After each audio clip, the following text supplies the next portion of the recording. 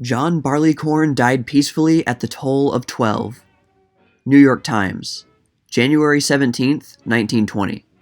With little that differed from normal wartime Prohibition drinking habits, New York City entered at 12:01 o'clock this morning into the long dry spell. Here and there, enterprising restaurateurs capitalized the demise of John Barleycorn with wet funeral ceremonies, but the spontaneous orgies of drink that were predicted failed in large part to occur on schedule.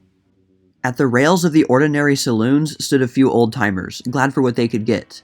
But for the most part, the already dilapidated interiors appeared as cheerless as the cold snow-covered streets.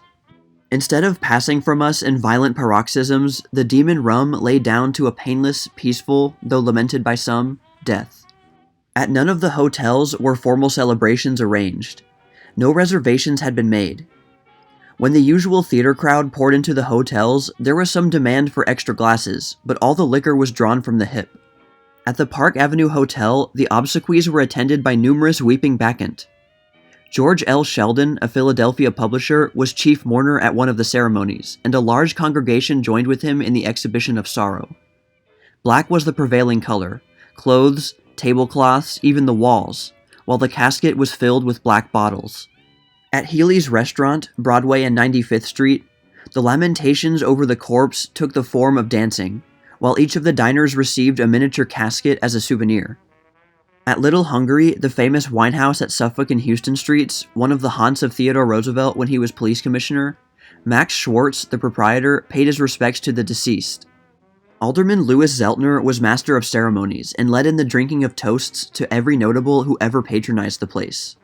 In the afternoon, Colonel Daniel L. Porter, supervisor of Internal Revenue agents for the New York District, made it plain that he intended no spectacular last-minute raids, that he would not send for special operatives to interfere with farewell celebrations, but also emphasized the fact that he was preparing for a rigid enforcement of the law.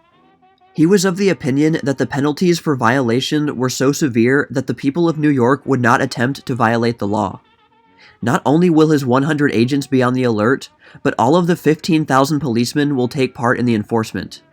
William H. Anderson, State Superintendent of the Anti-Saloon League of New York, celebrated the advent of national prohibition with a broadside directed at New York City, in the form of an address signed by 1,000 pastors of more than 25 denominations from every one of the 57 counties of New York State outside of New York City.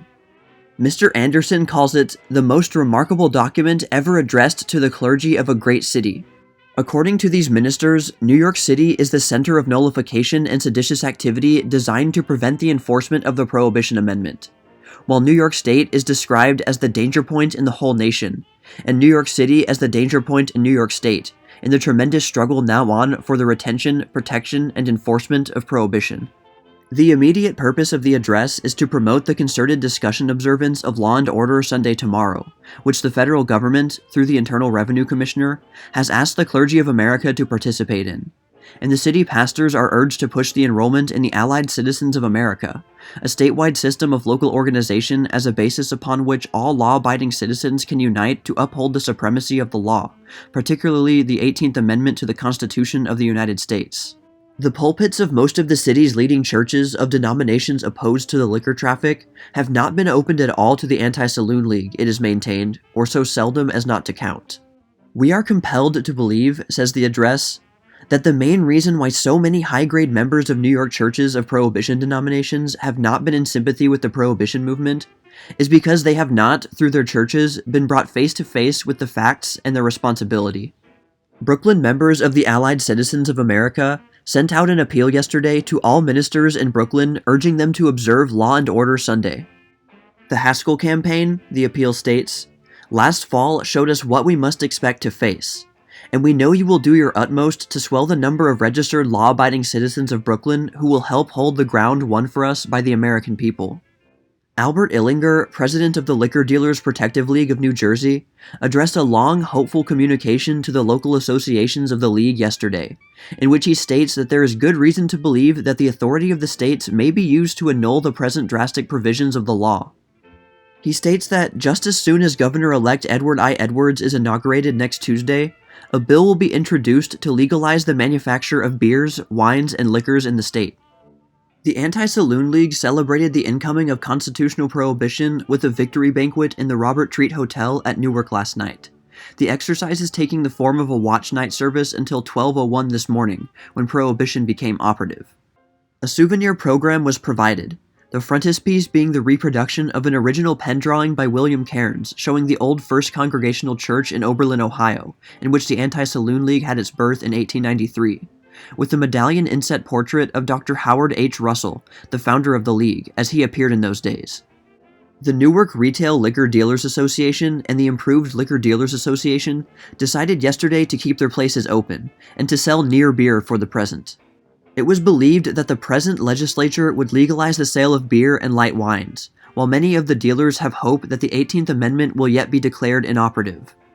John S. Bennett, counsel for the Brooklyn Retail Liquor Dealers Association, estimated last night that 75% of the liquormen in Brooklyn would immediately go out of business. 1 year ago, he said, there were 2,000 liquor licenses in Brooklyn. Since that time, about 500 have been surrendered. Beginning today, Mr. Bennett said, the remaining licenses would be turned in rapidly. As sensible men, said Mr. Bennett, most of our members know that the public will not buy the 0.5% stuff. As law-abiding citizens, they cannot sell anything else. So there is nothing to do but close up. Joseph Krumholtz, a bartender who was arrested at 1096 Castleton Avenue, New Brighton, Staten Island, on a charge of selling brandy, was held in $500 bail for examination by Commissioner McGoldrick. In order to dispose of many pending cases of persons charged with violating the Volstead Act, Federal Judge Chatfield accepted pleas of guilty in the case of one owner and 12 bartenders. Edward Johnson of 157 Harrison Avenue, a proprietor, was sentenced to 1 day in jail and fined $100. The 12 bartenders were sentenced to 1 day in jail and fined sums ranging from $25 to $100. A crew of a wrecking company are at work trying to save about $150,000 worth of whiskey on board the barge Frank. The barge sprang a leak sometime Thursday night, and yesterday morning was partly submerged and resting on a rock near the pier at 94th Street and the North River. Divers of the wrecking company were hopeful that the tide would go down and they would be able to get the whiskey ashore by means of derricks. The whiskey is the property of the Green River Distilling Company, 280 Madison Avenue, and is consigned to a representative of the company at Nassau in the British West Indies. The barge came from Newark through many ice floes, and this is probably what caused the leaking.